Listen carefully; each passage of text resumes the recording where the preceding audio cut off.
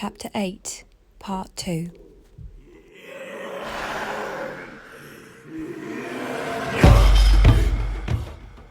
They clambered silently to the top, keeping on the far side away from the torchlit houses, and then Starcad and Gork began to dig furiously with wooden mattocks while Bjorn kept watch. The earth on the mound was thin, for wind had blown it away and rain had punished it. Since that howe was made, no turf grew on it to make the digging harder with its tangled roots. Soon Starcad's mattock hit hard on a wood balk. He said softly, "We are at the roof already, friends." Though he whispered, Bjorn could hear the trembling joy in his voice, deep in his throat. Then Starcad and Gork went at the timbers like wolves scratching a cottage door in winter, and soon they began to grunt and groan as they hoisted up a gnarled oak timber, then another, then another. Gork stood back and said, "Pah! The air down there has not been breathed for 100 years. You could slice it with a knife." Starcad laughed quietly and answered, "It is a sword, not air that we come for, Guardian. Come, tie the rope round me and let me down. I must do the best I can in the dark, for we dare not strike flint on iron and light a torch, or they would see us from the steading." So Starcad went down into the howe, with Gork and Bjorn holding hard on the plaited hide rope above. It was not easy, for Starcad was a heavy man and began to swing this way and that, once 4 yards of rope had been paid out. Bjorn was afraid that he might be dragged into that musty dark hole himself, into the place where the dead king lay. Not even for Starcad would he have gone down there, not even for that iron stag. But at last the rope went slack, and Gork whispered, "He has reached the ground. Now we must rest, for it would be twice as hard to get him up again, lad." Bjorn lay on the howe top, shivering in the night breeze, and trying to listen for any sound of struggle down below. He remembered Grettir wrestling with his dead king, and expected to hear shouting and the thud of blows at any minute. But all he heard was an owl crying in the distance, and a muffled curse from Starcad, as though he had barked his shins on something in the dark. At last there came a tug on the rope, and Starcad's voice saying, "Hoist me up! I've got what I came for, and more." Truly, it was hard pulling to get him back again, but they did it, and Starcad helped them by setting his feet on the howe's side whenever he could, and using his legs as a lever.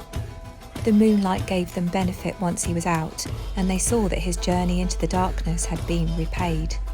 Under his arm he carried 2 swords, one a gold-hilted beauty in a calfskin scabbard, decorated at the end with a silver chap, the other a short sax, single-edged but as light as an alder stick in the hand and as whippy too.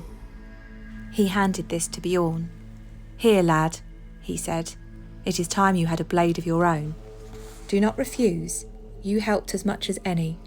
Now you can always brag you robbed a king's howe, like your kinsman from Iceland." He turned to Gork then and held out a helmet towards him. "You have a sword, friend," he said, "but I've noticed lately that your old war helm has seen better days and needs replacing before a sword finds its weak spot and sends you home." Gork was as pleased as Bjorn with the gift, for the helmet was unlike anything he had seen before. It was all of bronze, and 2 horns stood out straight from its sides, covered with fine chiselling and moulding of oak leaves and hunting dogs. He set it on his head, and it was as though the smith had made it for him. Starcad said, "It is hard to tell in this dim light, but I would guess that the man who made that had a sharp word or two to say to the Romans when they came here. It is very old, and a bit green with bronze rust, but a rub or two with a rag will get it clean again." The 2 were speechless. "Come," said Starcad, "a gift for a gift, that is the law. We have taken the dead king's gear, so fling our rope down into the dark for him and the debt is paid." This Gork did, although he hated losing that rope. It had been his father's and was made of 10 reindeer hides, got from a tent steading in Lapland. But he did it, because what they had got from the How that night was beyond price. He whispered, "Starcad, if I were a skald, I would make a great gay song. I am so happy." Bjorn whispered also, "If we were clear of this place, I would sing the song about the pig with all my heart."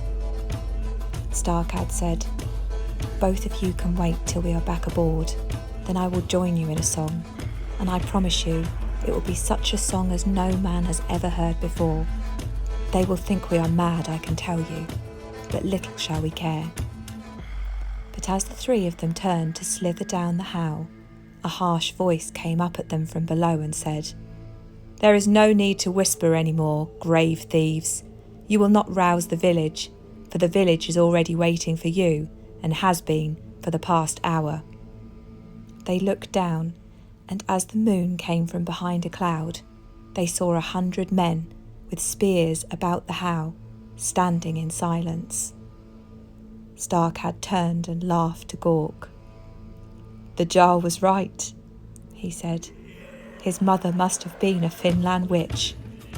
Well, we will go down the How fighting. Lend Gork your sword, Bjorn, and keep between us. If we get a good run on, we can break through this flock of sheep, and it's hardly more than half a mile to the ship. These fat cattle will never catch us once we are away."